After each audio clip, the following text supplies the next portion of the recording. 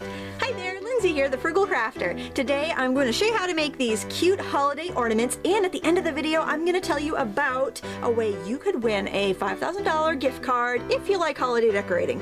So the first thing we're going to do is select some clay to make these cute little metallic-y, shimmery ornaments, and I'm going to show you the two different kinds that I use and what I recommend for this. The Sculpey 3 is probably what you're going to find in most craft stores. It runs about $2 a brick, and it often goes on sale for like 88 cents at your big craft stores like AC Moore and Joann's. That was my pasta maker squeaking there, by the way. And very easy to find. It's very great for kids because it's soft and easy to sculpt with.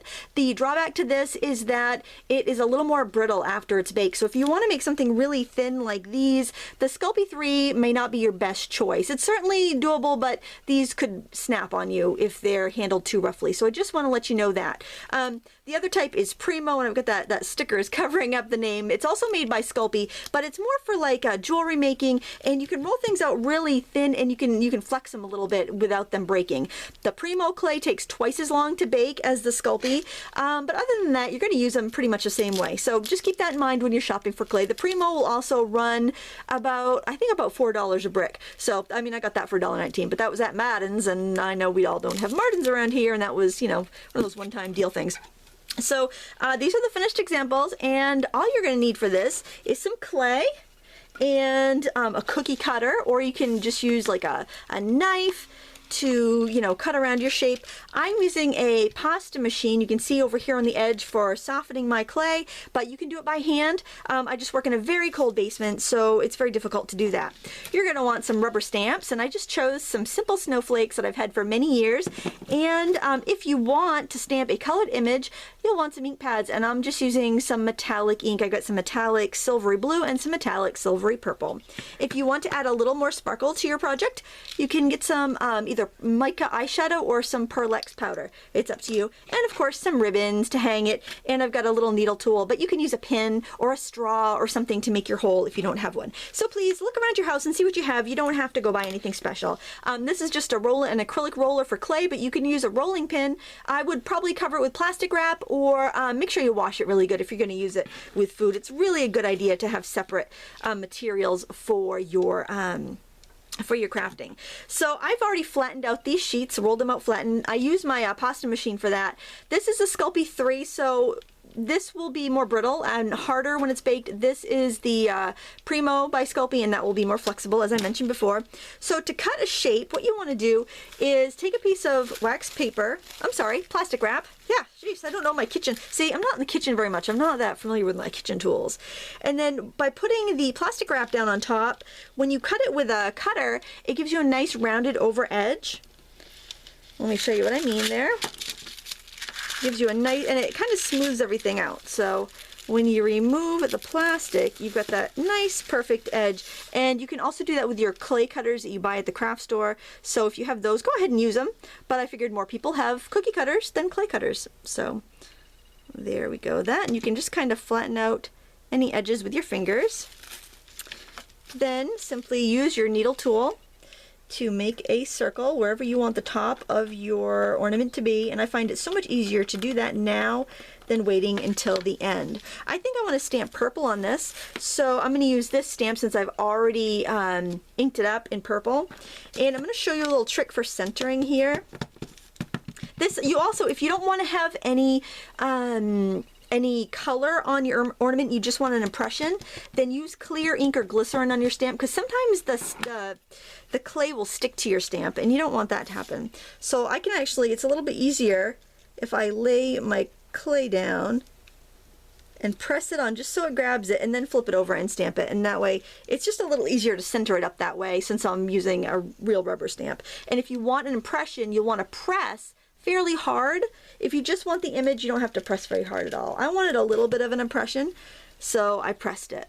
Okay, and you can see it's got a really pretty sparkle there. And now I'm going to gently rouge the edges with an ink pad. I just like the look. I think it looks a little bit more finished when I do that, but that's completely up to you whether you want to add that or not.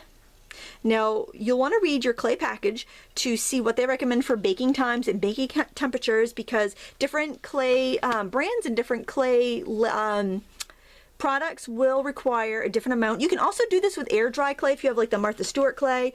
That will work fine too. It will just give you a little different of an effect. All right, so that's one example. That's with purple, that's rouging the edges, and then I would just put that on an index card and put it in my toaster oven to bake. If you want to use your regular oven, you can, but if you're gonna do a lot of it, I would really invest in a separate toaster oven. Okay, again, I'm going to use my saran wrap, plastic wrap, and I'm gonna cut a shape here. So you could do jewelry like this. You could do all sorts of ornaments of different shapes. Lots of cool ideas. All right, so for this I wanted to do something a little bit different. I wanted to add some sparkle to it. And save your scraps. Don't toss them away, even when you have a little bit, because you can always make beads with those. I thought it'd be kind of fun to have a really shimmery look on this. So let's first put our hole in again. All right, and you could drill the hole in afterwards. I just would rather at least get it started this way. Then I'm going to take some of this pearl powder, and you can use like a metallic eyeshadow or Pearl-Ex or Perfect Pearls, and I'm going to dust it on my clay.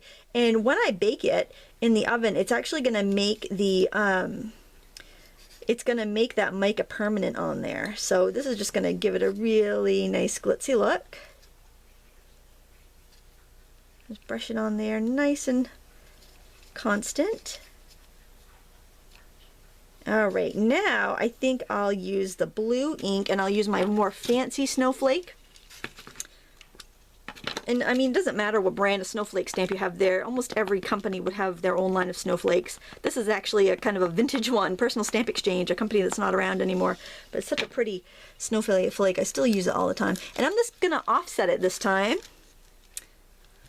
Going to press it down there, and I want to impress it a little bit. I do want a little bit of an indent, so I'm pressing pretty firmly.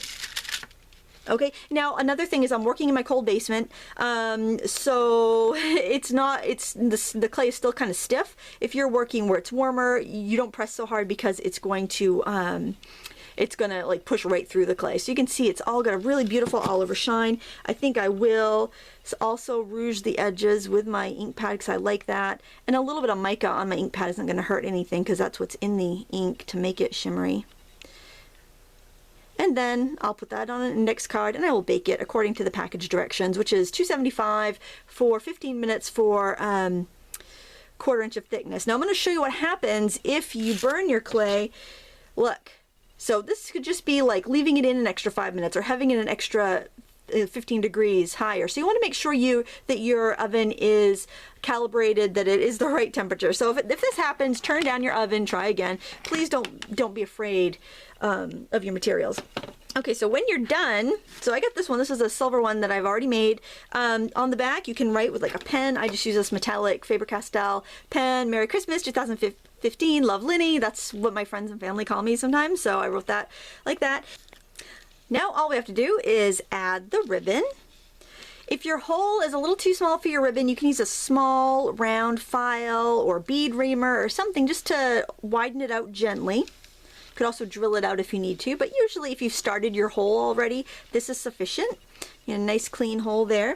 And then I'm going to see if I can fit this seam binding through. I think it's pretty. Baker's twine would also be pretty. Any sort of ribbon that you like will be just fine. If you have a hard time getting it through, you can take a toothpick or a crochet hook or something to help push it through. But that one went through just fine because I widened up the hole. And really that's all there is to it. Now I promised I would tell you about a contest where you can win a $5,000 gift card from USA Today. They are having a holiday lights contest and they want to see your best residential light display. Doesn't matter how big or small it is, share it with them. I'll put a link below and you can click right over there and you can upload your photo of your holiday lights display. I can't wait to see it. I know you guys are the craftiest, most creative folks out there and that you guys could totally win this contest. I sure hope that one of my viewers wins it. That would be the totally coolest thing. There is the finished ornament and I'll show you the others that I did here. And really, sky's the limit. You can use whatever color clay you want, whatever stamps you want. You could even press like a cookie cutter into this. If you didn't have a rubber stamp, that would look really pretty too. Anything with an intricate design, you could press some doilies, some lace, anything like that. It would look really, really cool. I want to thank you so much for watching. Please check out all the links in the video description so you can sign up for that contest, and give me a thumbs up and subscribe. Thank you so much for watching. Until next time, happy crafting.